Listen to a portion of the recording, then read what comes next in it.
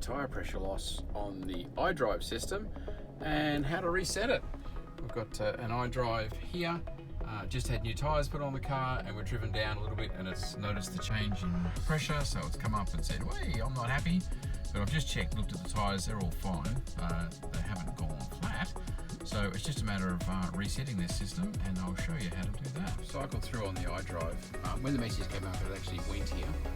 I'll just show you where it is in the thing. Hitting menu button to go back.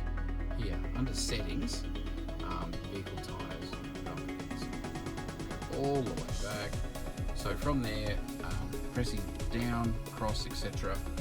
Pressing down in the centre, like that, to go into the info section. You're not going sideways, you're going into the info, and then we're going into settings, and then we're going into vehicle tyres, flat tyre monitor, going into that, and confirm tyre pressure. Confirm tyre pressure, yes. And activation is completed by driving the car, and then loss of tyre pressure be detected. There you go. That will be enough to reset it. Let's come out. And yep, symbol's gone from over here. I will power this down